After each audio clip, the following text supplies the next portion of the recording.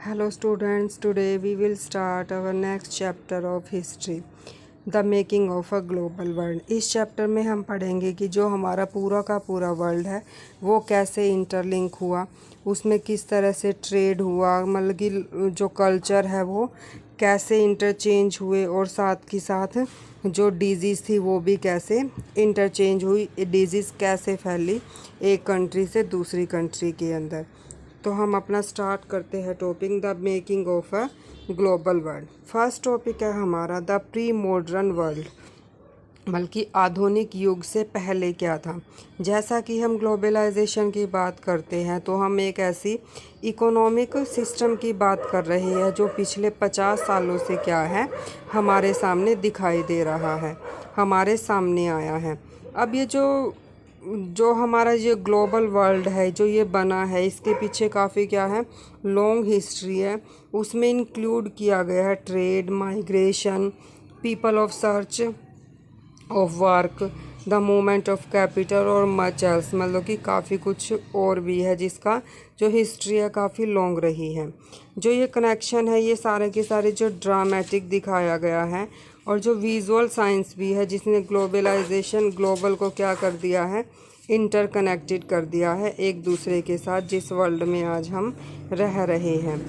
अब इसके बारे में हम जानने के बारे में हम इसके आगे करेंगे कि जो पूरी की पूरी हिस्ट्री है इसके थ्रू क्या हुआ है, जो ह्यूमन सोसाइटी है वो धीरे धीरे क्या है एक दूसरे के साथ जुड़ते चले गए।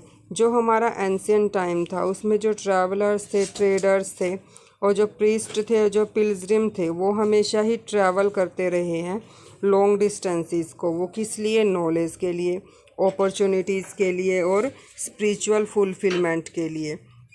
और साथ के साथ किसके लिए? वो जो नई नई इन्वेंशंस के लिए भी क्या रहे हैं, वो ट्रैवल करते रहे हैं।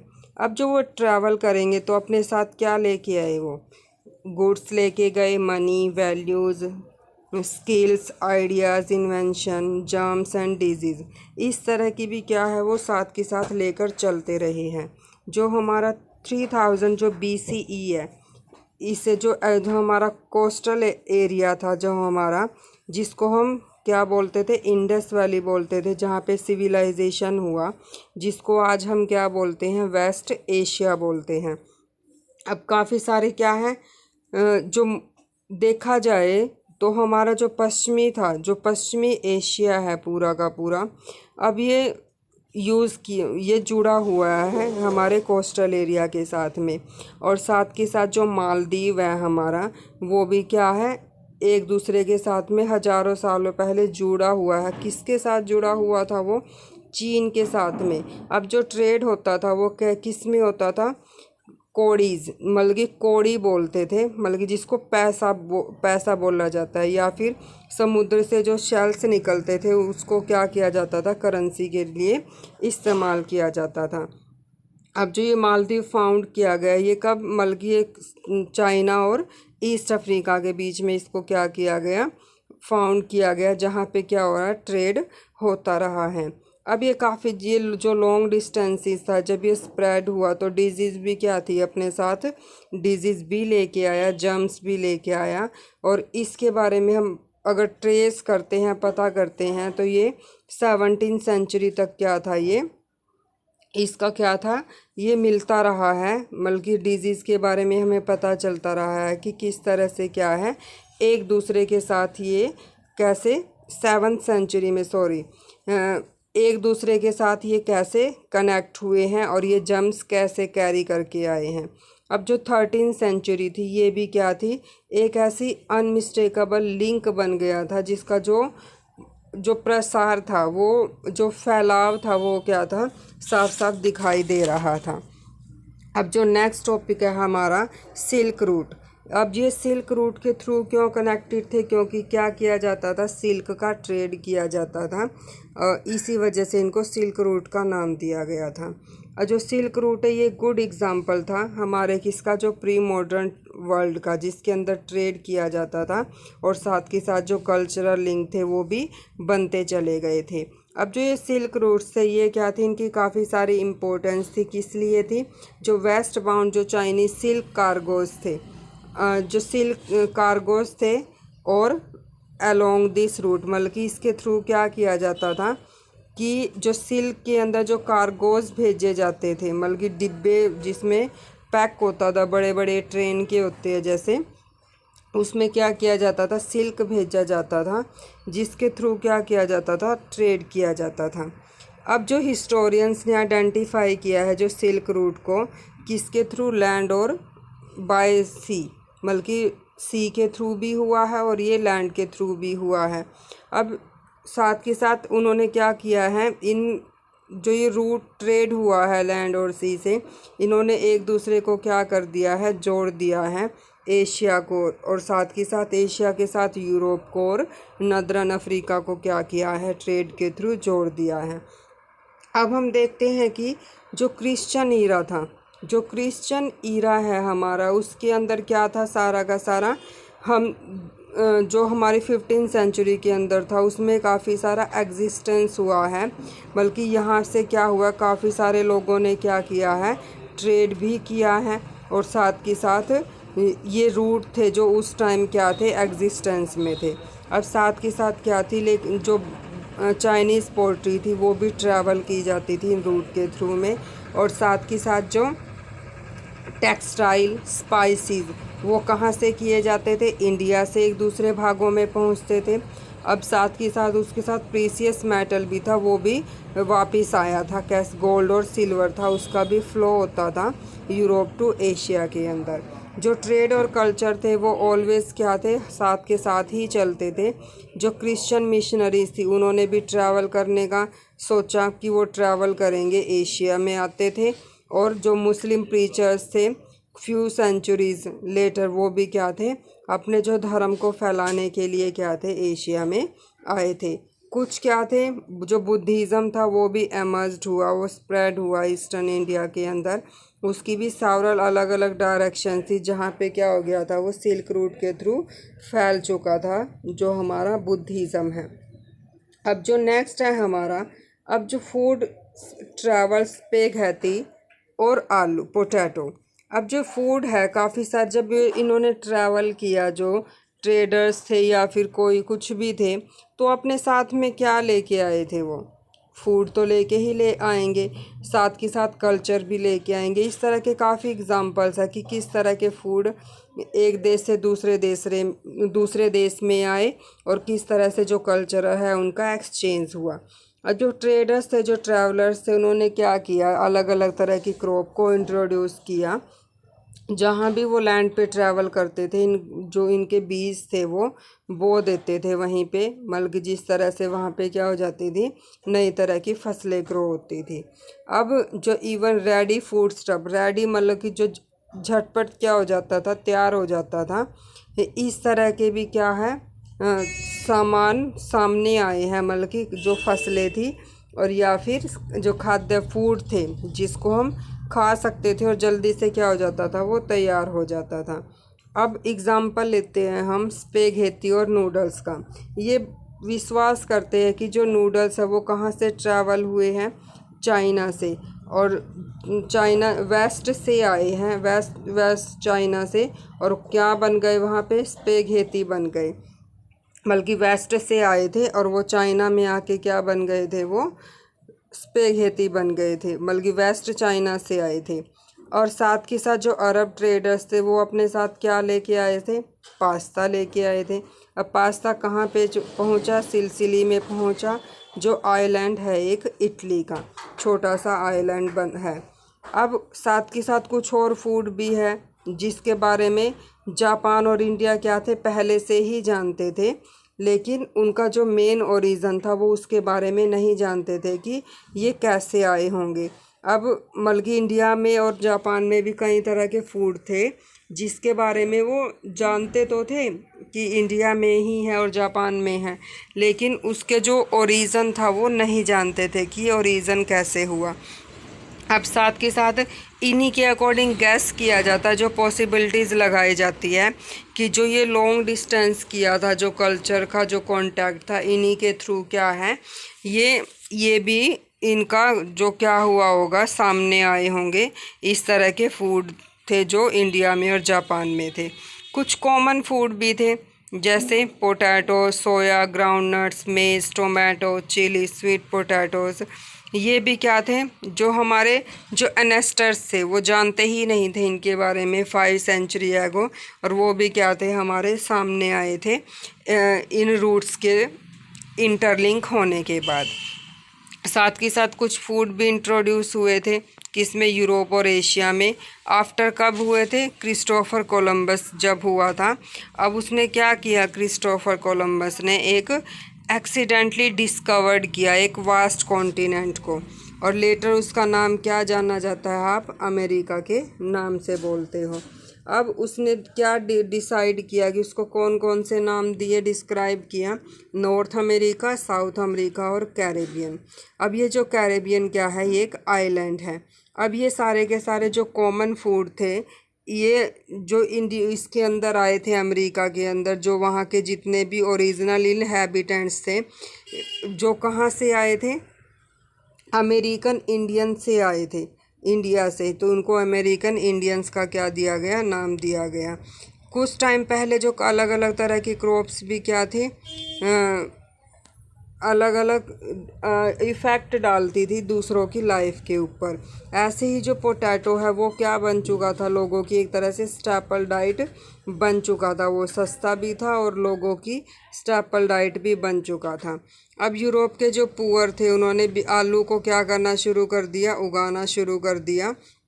अब उन्होंने सोचा कि जो उनकी लाइफ है वो बेटर हो जाएगी, तो इसलिए उन्होंने क्या की, जो पोटैटो था वो क्या बन गई थी, उसकी हम्बल क्या बन गई थी, उनकी वो स्टेपल डाइट बन गई थी।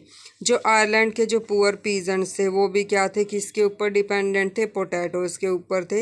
लेकिन एक बीमारी आई जिसकी वजह से जो पोटैटो की क्रॉप थे वो डिस्ट्रॉय हो गई थी 1840s के अंदर, जिसके अंदर क्या हुआ, 100 मतलब कि काफ़ी सारे जो लाखों लोग क्या थे, मौत के मुंह में चले गए थे, मतलब कि मर गए थे, भूखे मर गए थे। अब ये बीमारी कैसे आई और उसके ऊपर जीत कैसे पाई, जो कॉन्क्वेस्ट, डिजीज़ एंड ट्रेड। जो प्री मॉडर्न वर्ल्ड है वो उन्होंने क्या किया है, 16th सेंचुरी के अंदर जो सेलर्स थे उन्होंने हमेशा सी रूट ढूंढे हैं टू एशिया, मतलब कि एशिया तक पहुंचने के लिए। अब उन्होंने सक्सेसफुली क्या किया, क्रॉस कर लिया वेस्टर्न ओशियन को, अमेरिका टू अमेरिका के लिए। अब सेंचुरी जो इंडियन ओशियंस थे वो भी क्या था, बस्टलिंग था ट्रेड का, मतलब कि इंडियन ओशियन के अंदर वो आगे फलता फूलता जा रहा था, मतलब कि ट्रेड बढ़ता जा रहा था, गुड्स का, पीपल का, नॉलेज, कस्टम्स, और साथ के साथ जो क्रीज क्रॉसिंग, मतलब कि पानी को क्या बन गया था, एक पार करना क्या बन गया था, एक मेन आम बात सी बन गई थी कि एक दूसरे के कनेक्ट करने के लिए। जो इंडियन सब कॉन्टिनेंट थे वो क्या है, उसकी सेंट्रल लोकेशन है जिसके थ्रू क्या किया जाता है, फ्लो किया जाता है, क्रूशियल पॉइंट भी माना जाता है इंडिया जो है नेटवर्क का। अब जो एंट्री थी यूरोपियन की, उन्होंने हेल्प किया एक्सपेंड करने में, डायरेक्ट और इनडायरेक्ट क्या की, कुछ अलग अलग तरह के फ्लो हुए यूरोप के अंदर। मतलब कि अब यूरोप के अंदर क्या किया गया कि आने जाने की जो लोगों के ने व्यापार करना शुरू कर दिया था, जो ये रास्ते थे क्या बन गए थे, एक तरह से आवाजाही शुरू हो गई थी। जो हमने पहले देखा जो प्रीसियस मेटल थे, सिल्वर और गोल्ड का भी क्या किया जाता था, ट्रेड किया जाता था। और जो ये सिल्वर कहाँ से निकल के आया था, माइन से निकल के आया था। जो इसकी माइंस कहाँ पे थी, लोकेटेड थी प्रेजेंट डे जिसको पेरू बोलते हैं और मैक्सिको में। ये साथ ही साथ एनहेंस कर दिया था इन्होंने, वेल्थ को बढ़ा दिया था, और जो फाइनेंशियली क्या करना शुरू कर दिया था, ट्रेड करना शुरू कर दिया था एशिया के साथ में। अब जो हमारा पुर्तगीज़ थे और जो हमारे स्पेनिश थे उन्होंने भी कॉन्क्वेस्ट करना शुरू कर दिया था, और साथ के साथ कॉलोनाइजेशन भी शुरू कर दिया था अमेरिका ने, बल्कि क्या होने शुरू हो गए थे, एक तरह से वार होने शुरू हो गए थे और एक दूसरे के एरिया को क्या करना शुरू कर दिया था, अपने में मिलाना शुरू कर दिया था। जो यूरोपियन थे उन्होंने भी कॉन्क्वेस्ट करना शुरू कर दिया। साथ के साथ अब उन्होंने क्या किया, ये जो रिज़ल्ट है ये बल्कि केवल आग के दम पर ही क्या है, इस तरह से हम पावर हासिल नहीं कर सकते हैं। तो उन्होंने बल्कि आर्मी के थ्रू ही हम इस तरह से नहीं कर सकते हैं, तो इसलिए उन्होंने वेपन्स बनाने शुरू कर दिए। और साथ के साथ जो स्पेनिश थे उन्होंने भी कॉन्कर करना शुरू कर दिया। अब उन्होंने क्या किया, मतलब कि अगर किसी के पास वेपन नहीं है तो बल्कि हमें जो मिलिट्री बनानी होगी, ऐसी बनानी होगी कि सभी के पास क्या होना चाहिए, कोई ना कोई हथियार होना चाहिए। अब स्पेनिश ने कौन सा किया, उन्होंने जम्स था जिसको उन्होंने क्या बोला, स्मॉल पॉक्स, जो मतलब कि जिससे बीमारी हो जाती है स्मॉल पॉक्स की, वो किस में आई, पर्सन्स में आई। अब ये साथ के साथ क्या थी, ये जो लोग आए ये लोग क्या थे, हमेशा ही एक दूसरे से अलग रहे हैं। अब जो अमेरिका में क्या था, जो ओरिजिनल इनहेबिटेंट्स थे वो भी क्या है, इस बीमारी से नहीं बच पाए, डिजीज़ से, जो कहाँ से आई थी, यूरोप से आई थी। स्मॉल पॉक्स क्या था, एक पर्टिकुलर प्रूव कर दिया था कि वो डेडली किलर, बल्कि वो क्या करती थी, जो इम्यून सिस्टम था लोगों का उसको क्या कर देती थी, वो वीक कर देती थी, जिससे लोगों की डेथ भी हो जाती थी। अब ये जो वह इंट्रोड्यूस हुआ, जो इस तरह की जो स्मॉल पॉक्स आई, अब ये क्या थी, अलग अलग उसमें क्या हो रही थी, ये कॉन्टिनेंट के अंदर फैलती जा रही थी। इसकी वजह से लाखों लोग भी मारे गए थे और काफ़ी सारे जो कम्युनिटीज़ थी, बल्कि कुछ तो कम्युनिटीज़ क्या थी, पूरी की पूरी कम्युनिटीज़ को इसने ख़त्म कर दिया था। इस तरह से क्या था, जो ये घुसपैठिए थे इनको भी क्या करने लगा, उनको मौका मिल गया था कि ताकि वो एक देश से क्या होंगे, दूसरे देश में चले जाएंगे, छुप जाएंगे और वहाँ पे अपने एरिया को बढ़ा लेंगे। अब गन्स भी क्या की गई, खरीदी गई कैप्चर करने के लिए, और साथ के साथ उसको इन्वेडर्स थे, जो हमारे हमलावर्स थे, उनके खिलाफ इस्तेमाल किया जाने लगा। अब जो डिजीज़ ही नहीं, साथ के साथ उन्हें इन डिजीज़ के बारे में नहीं पता था, जो ये हमारे इन्वेडर्स थे। अब उन्होंने क्या किया, तो उन्होंने इससे बचने का तरीका ढूंढा कि वो क्या करेंगे, अब अपनी जो इम्यून सिस्टम है उसको क्या करेंगे, स्ट्रॉन्ग करेंगे। अब 19th सेंचुरी में क्या हुआ, जो 19th सेंचुरी को बोला जाए तो वो पॉवर्टी हंगर की क्या थी, एक साम्राज्य था पूरा का पूरा यूरोप के अंदर। जो सिटीज़ क्या थी, वो भीड़ से भरी हुई थी, डेडली डिजीज़ मतलब कि भयानक बीमारियां फैली हुई थी। जो रिलीजियस कॉन्फ्लिक्ट भी इस तरफ क्या हुए थे, कॉमन हो गए थे। अब जो रिलीजियस डिसेंटर्स थे, मतलब कि जो धार्मिक चीज़ों से क्या थे, असंतुष्ट थे, वर उनको परसिक्यूट किया गया, उनको भी दंड दे दिया गया, जो भी विरोध करता था। काफ़ी सारे लोगों ने यूरोप क्या किया था, छोड़ दिया था, और वो कहाँ पे चले गए थे, अमेरिका में चले गए थे।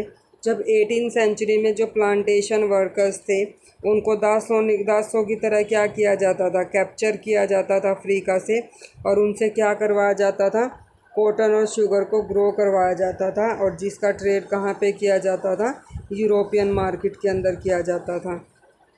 जो 18th सेंचुरी है हमारी, चाइना और इंडिया, जो ये वर्ल्ड की क्या थी उस टाइम पे, रिचेस्ट कंट्रीज़ थी। अब ये जो रिचेस्ट कंट्री में क्यों गिना जाता था, क्योंकि इंडिया में क्या था, गोल्ड आता था, गोल्ड और सिल्वर के थ्रू क्या किया जाता था, ट्रेड किया जाता था। अब साथ के साथ जो प्री एमिनेंट जो एशियन ट्रेड था उसका भी क्या था, प्री एमिनेंट दबदबा था, मतलब कि वो भी काफ़ी फल फूल रहा था। अब 15th सेंचुरी के अंदर क्या हुआ, जो चाइना में क्या कर दिया, रिस्ट्रिक्ट कर दिया चाइना ने, कि जो समुद्र के पार से जितना भी व्यापार हो रहा है उसके ऊपर रिस्ट्रिक्शंस लगा दी, मतलब कि उसको क्या कर, रिट्रीट इनटू आइसोलेशन, मतलब कि वह दुनिया से क्या होने लग गया, अलग होने लग गया। अब चाइना ने रिड्यूस कर दिया अपना रोल, कि वो क्या करेगा, कि वो इम्पोर्टेंस है जो चाइना की अमेरिका के साथ में, वो धीरे धीरे क्या होती जा रही थी, घटती चली गई। क्योंकि वो ट्रेड से क्या हो गया था, एक दूसरे देशों से हटता जा रहा था। साथ के साथ centre of the world trade westwards की तरफ से।